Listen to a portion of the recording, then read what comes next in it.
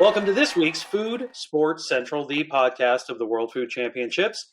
And I am your host, Mark Conway. And again, Mike McLeod is in, let's see, how should we call this? Probably some stress mode right now, but he's always so calm, cool, and collected under fire, you would never know, because we are merely days away from final table. And you've been hearing from different competitors, from our top 10 people. You have been hearing from some of the sponsors, some of the people around the World Food Championships. We even are going to be hearing from some of the people from South Carolina, which will play the host city for this year's final table. They're in Lake Murray country. So as we talk through the different categories and we talk about, what their expectations were, what they thought, and things like that, we're starting to hear some common themes. But we're also starting to hear some things that are uniquely different to each competitor, which is why Final Table is so great. You take all of those different categories, burger, bacon, seafood, the whole 9 yards, and you put them in a room, and each one of them has really a different focus and skill set, and Final Table is going to push them to the limit. So this week, we are talking with a very unique competitor. And as you saw, we talked with Lori, who has been to every World Food Championships and won out of the soup category for her first time. And now we're going to talk to our youngest food championship competitor heading to final table that blew away the competition and honestly blew a lot of minds by coming out of this and winning a division that was littered with everything from celebrity chefs to restaurateurs to executive chefs from around the country. I want to welcome Preston Nguyen to the show. How are you, Preston? I'm doing well. How are you? I'm doing great, man. You have been kind of on a blazing trail of food even before World Food Championships back in November. And ever since then, you've just been on a roll, man. What's it like? Yeah, it's just a constant adrenaline rush. There's so many new things to learn and taste, and there's been so many people who have been helping me along the way to kind of get to the place where I am today. So my question that I've got, and this is among many, is you entered into the World Food Championships, and you had a journey to get to that entry, how you qualified, but also just the trip you've been on, because tell everybody how old you are. I just turned 19. Just turned 19 and went into, tell them which category. The chef category? I just wanted you to say it because that category every year is stacked. And you go in and we're 18 at the time and competed against some of the biggest names in food sport and in the culinary world. And you really just plowed right through. So what was your journey? What put you on a path to decide to compete at the World Food Championships? Yeah, so at Dallas College, there was an opportunity to compete in this golden ticket opportunity, which is like the last chance qualifier round. And originally we were going to volunteer to kind of help clean up for extra credit. But then we were offered the chance to kind of cook in it. And so me and my dad and my mom were like, well, I mean, there's not really anything to lose. It's a little bit of experience that we can pick up. And so we applied, and then things started to snowball effect from there. It really did. And I mean, think about that. Okay, you were part of the last chance qualifier. And by definition, last chance qualifier means here's WFC, World Food Championships in Dallas in November. What month did you take part in this last chance qualifier? Halfway through October. So mid-October, the beginning of November, you're on this journey. You're going through life. You're at Dallas College. You're like, I'm going to volunteer. We're gonna gain some experience. It's going to be a cool event to be at. We're going to learn. You're like, oh, here's the last chance qualifier mid-October. Then, and by mid-November, you have won the chef's category at your first World Food Championships. How surreal was that? It was definitely mind-blowing. When they called out my name, it didn't occur to me that it was really my name. It kind of took me a second to realize it. But I was absolutely speechless because we went there just to just meet people and kind of see what the competition pool is like. And then for us to end up winning the chef category, it was just completely mind-blowing. I mean, and Mike and I both were on stage during all these announcements, announcing the winners and seeing the scores. And of course, he and I both really only saw the scores right before we announced it. It was like we were waiting on stage for a piece of paper. We got 30 seconds to read it, and here we go. It shocked us both. Not because of a lack of talent or ability. It's that category is so stacked. It is difficult to really put yourself on a high level on both the first cook and the second cook to come out of it as the winner. And you really cleanly went right through round one and round two to win that category. What was the dish that you cooked? So for the opening round, we ended up using the Hassel Cattle Company's Denver cut to make a Wagyu Wellington, and then we also made some grilled lamb chops. And then for the final round, we used Wagyu short ribs to make Wagyu three ways. And there was kind of a combination of different cultures. Like one of them, we used a cold smoke method. We did salt cure, and then we did yakitori style grilled. I mean, that in and of itself is showcasing a ton of cooking techniques. Number one, I mean, a lot of people that follow any kind of cooking television are very familiar with the beef Wellington because it's made famous by, shows like Hell's Kitchen.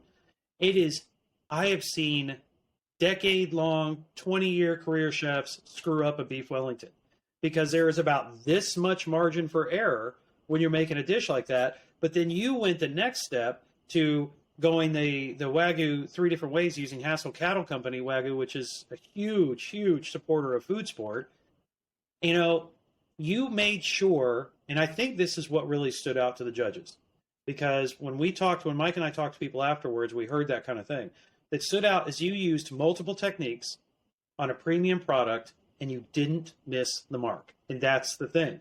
Wagyu is very forgiving, but it's also a hair from overcooking it because the fat content is beautiful in there and it can burn very quickly and you can just screw up the whole dish. So kudos to you for really pushing the bar and putting yourself out there in your first world foods. So now here you are, you just turned 19. You're a mere couple of weeks away from, or days away from your first final table. And you find out it's going to be in Lake Murray County, South Carolina. You find out you're going to have to go through multiple cooks there using multiple techniques. And the question everybody keeps asking, have you ever gone fishing before? I have before. It's been a while, but we've been trying to get out on the lake, just a little bit of practice for the upcoming competition. I think that's the one that is going to be the most interesting to see what happens, because you're going to catch what you cook, and now all the competitors are going to go out on boats with professional anglers and it's striped bass fishing. So you don't know if you're going to get a big fish, a small fish. You don't even know if you're going to catch a striped bass. There's so many variables. There has never been a competition like this in all of the 9 years of the World Food Championships. I think you are coming in at a time where 9 years of growth and evolution have presented the single most challenging culinary gauntlet that any competitor has ever faced. And I mean, heck, when you get there, basically one of the first things is you're going into a People's Choice competition for biscuits. Is biscuits part of your repertoire? Yes, so for the opening round at the final table, there's 3 ingredients that we have to use, which one of them are biscuits. And so we've kind of been practicing with biscuits and how to both practice for the People's Choice and the opening round. Nice. So what else do you do? Now, everybody has other things they're doing. A lot of the competitors are not necessarily professional chefs. A lot of your co-competitors in the final table aren't professional chefs. What else is a day in a life like for you? Yeah. So I've recently started staging at the Rosewood Mansion on Turtle Creek. And so I've been trying to learn as much as I can from there, as well as also attending culinary classes at Dallas College.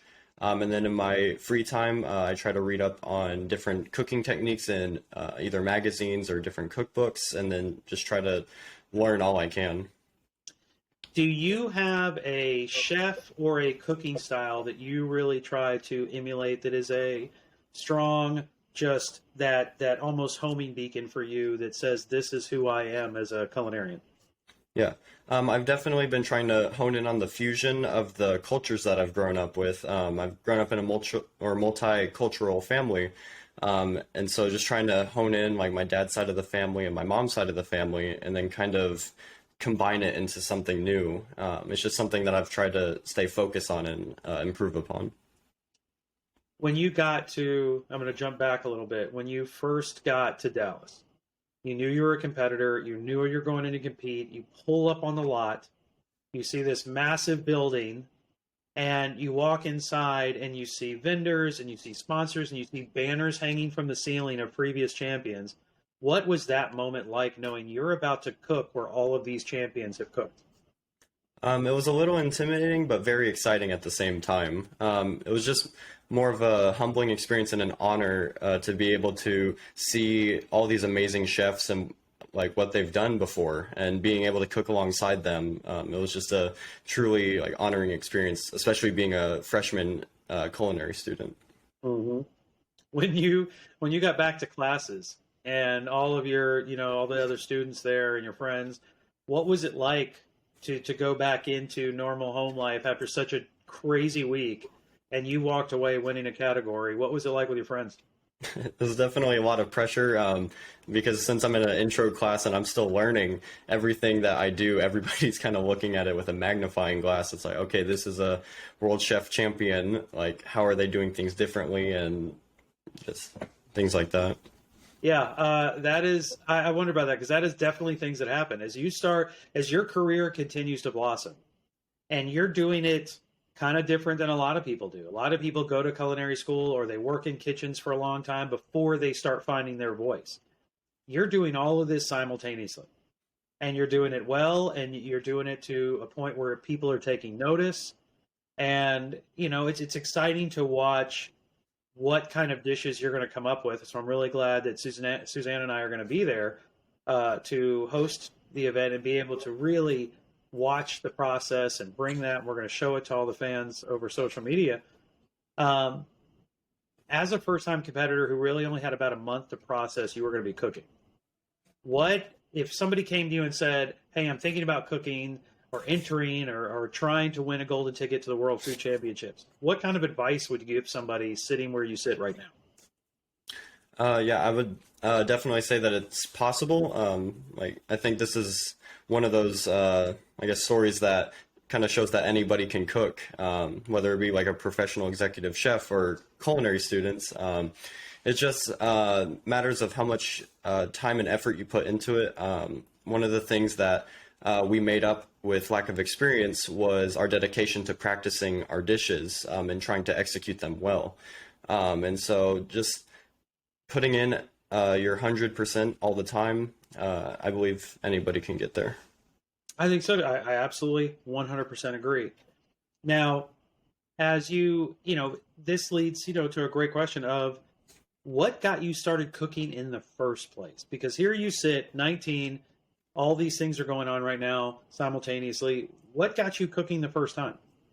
Yeah. So I've grown up around a lot of food. My parents met in culinary school around 25 years ago. And like ever since I've been able to walk, I've just been kind of helping around in the kitchen, cook for like family dinners or things like that. And my dad and mom have really brought me up in the culinary world. And like while other kids were kind of eating candy, like my dad was taking me to go eat like expensive meats or things like that, just kind of growing my palate at a young age. And then my dad and I ended up going back to culinary school together. And so it's just kind of been like my whole life I've grown around a lot of food, and my family has been really supportive of that. So you two, is there any kind of like competitive rivalry in class? Who gets better grades? I would say definitely. Every time we have like an exam or anything like that, we're kind of looking over at each other's shoulders. It's like, okay, what is he doing? Like, how can I do it better? And then whoever gets the better grade will usually be a talking point on the ride home. It's like, okay, I cooked better than you, or something like that. So who's kind of leaning towards being the victor here at this point? I would say it just depends on what it is, but I would say we're pretty good rivals sometimes. That's a very diplomatic answer. You know where you live, so that's a good thing. So, I'm always curious when I talk to people because a lot of people look at us. I've been a chef for years. A lot of people look at us when we get into the culinary field and expect that we just love every kind of food, that we love everything. Me personally, hate broccoli. Don't like it, don't want it. I don't like what it looks like. I don't like what it smells like, nothing. Do you have something that you just don't like after all these experiences with food that you have found is just not for you? I mean, I'm pretty open to trying everything. I wouldn't say there isn't anything like I wouldn't try or don't enjoy. I mean, I prefer other foods over others, but I would say I'm pretty open to everything. Yeah, we have to be for what you, especially what you're doing now, you really have to be just on point, trying everything, doing everything. And, it's okay to find certain things that's just not your style. When you're not cooking and you're just relaxing or you're picking where you want to go eat, what is your go-to food? What's your favorite type of food? I would say probably like Korean barbecue or things in that area. Man, that is so much flavor. Bold, bright, vibrant, love everything about it. What hmm is a cooking style that you really want to learn more about that you don't know a lot about right now? I would probably say things with like fish and seafood. Just trying to explore more into that field, and which is kind of what I've been doing over at Rosewood. Is that I'm kind of watching like the people on the fish station and how they break down seafoods and things like that. It's just been really cool to experience and watch them. And now, where can people follow your culinary journey? So, as you got a lot of fans here, there's a lot of people that keep up with Food Sport. If people want to keep up with how your journey is going, where can they follow you? Yeah, I have an Instagram at the Culinary Code, and I kind of post about different events I do or just different dishes I make. Recently, we had the Bits and Bites event. That was kind of like a Dallas College event that had 30 plus celebrity chefs cooking there, and it was a really great chance to meet people, kind of build connections, and allow people to try your different food styles. Very cool. Well, everybody, that's it. Follow at the Culinary Code and keep up with Preston's journey. You're going to find out a lot more about him as we hit final table. And if you haven't done so already, bookmark, visit regularly, worldfoodchampionships.com. That's where all the best up-to-date information. That's where competitions are listed. That's where information about our competitors are. Everything you need to know you can find on worldfoodchampionships.com. And then also follow World Food Championships on Facebook and Instagram, because as we hit final table, you're going to be able to see live up to the minute action all through every phase of the competition and see just how well Preston does in every one of these individual gauntlets that Mike McLeod and the team have come up with. Preston, thank you so much for being on the show. Yeah, thanks for having me. Absolutely, guys. It's been another great week. See you next week.